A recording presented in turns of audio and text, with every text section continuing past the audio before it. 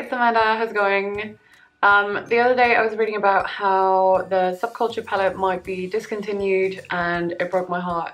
And it's the first thing that's made me really seriously consider breaking my no buy because it's such a beautiful palette. And like the only reason why I didn't buy it when it first came out was because everyone was saying that it was like, it had a lot of kick up and the formula was not great. But in hindsight, I feel like Anastasia Beverly Hills palettes, they do have a lot of kick up and I love the formula, so I mean I probably wouldn't even have been that bothered by it. So part of me is like, why did I not just buy it? But I guess I'm a sheep at heart. But anyway, now that I've decided that I'm not going to buy any makeup for this entire year, I'm firmly committed to that. And you know, the more I go through this, the more I realize that there's absolutely no way that I need another eyeshadow palette. So I'm pretty content with this decision, but I still wanted to dupe it and see what I have in my collection to kind of help me, I don't know, calm my heart a bit. Even if they do discontinue the Subculture palette, I can still survive. My life will not be over. I'll be fine. So the first dupe that I found is not actually a dupe. Because there's one shade that I definitely don't have in my collection, so maybe I'm starting this off on the wrong foot. But Cube is a white shade with pearlescent pink shimmer, and I don't have anything like that. But from what I understand, I've heard that it's basically almost like an eyeshadow topper. So I thought Absolution from the Saint and Sinner palette has a similar vibe to it, and you could potentially even put some Rapture with it to get some of that pink pearlescent shimmer. But you know, in the end, I don't look at that as one of the shades that I would necessarily use that much. I was more interested in the muted deep shades, so I'm not that upset about not actually having it in my collection. So I'm perfectly happy to be like, I have some that are not that close, but we're all good. The second shade is Dawn, which is a warm beige, which I have a million of. The one that I picked for this is Safe Word from the Jeffree Star Androgyny palette. And I actually bought this palette specifically because I saw that within it there was quite a few shades that kind of mirrored the Subculture palette. So I thought it's pretty fitting to use it for as many of the shades as I can.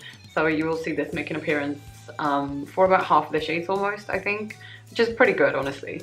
So the very next shade on that row is Destiny, which I have used Military, again from the Jeffree Star Androgyny palette, as a dupe for. And I think that Military is a bit more olive, but I'm fairly confident that they are close enough that I wouldn't need both of them. Adorn is a shade that I actually couldn't figure out by looking at it. So obviously I've not seen this palette in person, but it looks like a very bronzy gold. And I don't think I have anything that really mirrors that either. So what I ended up doing was using Deja Vu, again from the Androgyny palette, because none of the golds that I had really mirrored what I saw in the swatches. So I chose to go with something that's clearly a lot more red than what Adorn actually is. But it's still kind of the same vibe, if you will. For All Star, which is a muted red, I used Fetish, which I think is a bit more, like it pulls a bit more purple, but still fairly close. So Mercury on that same row as Dawn is fairly similar, but it's a bit darker and it pulls a bit more cool toned. So I chose to use this shade from the Shade and Light palette. And as I was looking up the names, I feel like I have this problem all the time, but I don't understand what it's called. So it's called Samuel, something, I don't understand it. So the final shade on that row is Axis. It's quite a deep blue, and I used Swallow from the Androgyny palette as a dupe. So moving on to that bottom row, we start with Roxy, which is a peachy shade, and I used this shade here from the NYX Ultimate Brights palette. And it looks very different in the pan, but I mentioned before that this palette is not very pigmented, so what you see in the pan doesn't actually reflect what you then get when you swatch it or apply it. So it's actually a lot more light and peachy than what it suggests. And the next shade, Electric, is one that I definitely don't have. It's a gold with green reflex, and it looks really, really nice. I love that kind of duochrome vibe. And as I said, I don't have anything like that, but I do have a gold which is kind of green toned, which is quite unusual, I find. So I chose Honeymoon from this Too Faced palette, which is the Romantic Eye palette. So even though it doesn't have that duochrome effect, at least it's the green and the gold together in a slightly different way.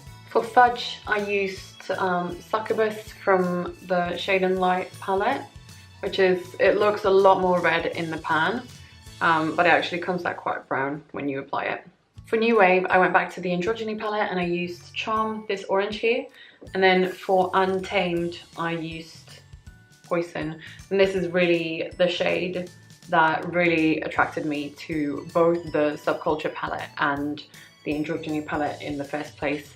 I love that it's that teal, but not a bright teal. It's more of a muted, almost like grey-based teal. I think it's a fairly unique colour. Unfortunately, I don't think it suits me that well, so I don't use it that much. But maybe, hopefully, if I can kind of figure out some other shades that would go nicely with, I might use it a bit more often. Who knows? So Edge is a really beautiful mustard, and I used this orange from the NYX Ultimate Brights palette. And as you can see, it looks very orange in the pan. It also looks very orange if you swatch it with a finger. But when you pick it up with a brush, again, it loses a lot of that pigment and it looks a lot more mustard. I wouldn't say it's a perfect dupe, but it's close enough. And then finally, as a dupe for Rowdy, I used this shade from the Shade and Light palette, which I think is called Sultry or City, whichever one. So I'm pretty happy with the dupes that I found in my collection, and it certainly helped that I had a palette that I'd picked up specifically instead of the Subculture palette already.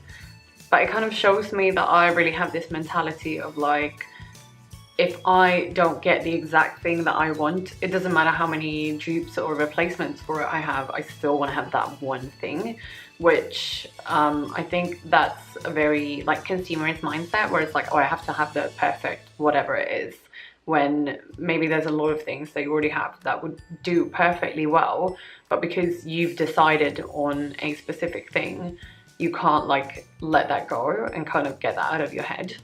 So hopefully that's something that I can kind of get around a bit. Okay, so I've gone through what I found in my collection to use as dupes, and I'm going to show you how I achieved this look. So I'm starting by applying Military, which I'm using instead of Destiny, kind of in my crease, all over, just as a transition shade really.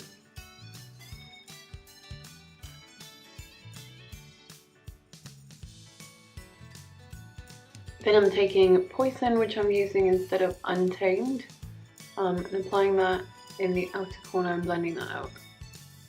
So this is kind of the star shade that really made me want the Subculture palette in the first place. I'm going to put some in the inner corner as well.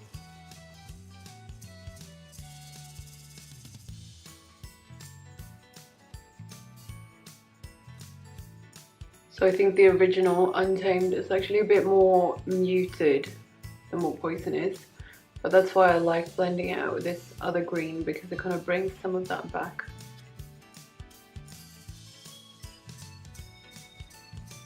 Then I'm going to go in with Honeymoon, which is the gold shade that I'm using instead of Electric. And it doesn't have those amazing green reflex that Electric has.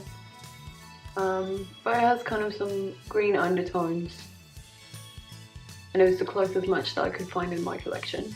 I love that combination between teal and gold. It looks kind of vintage and really, really sophisticated and elegant. But I do want to break it up with a bit of purple as well, so I'm going to go in with this liner from MAC, the current liner, which I think is meant to be a lip liner, but I always use it for my eyes because I think it's that perfect aubergine shade.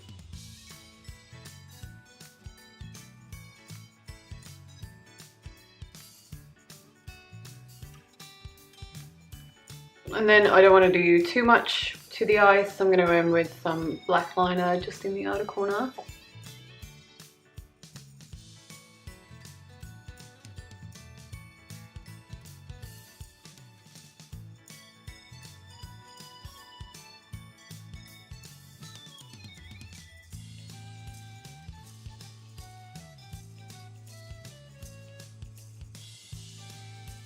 So just really want to define my eyes a bit, not very obviously be wearing liner. So that's it. That is the look. This took me about 15 minutes, so it's really super quick, and I feel like it looks more elaborate than it actually is, possibly because everything is kind of tone on tone apart from the under eye. So yeah, I hope you enjoyed that. I did. Feel free to like my video and subscribe, and I'll be back next Monday with a new video. Bye!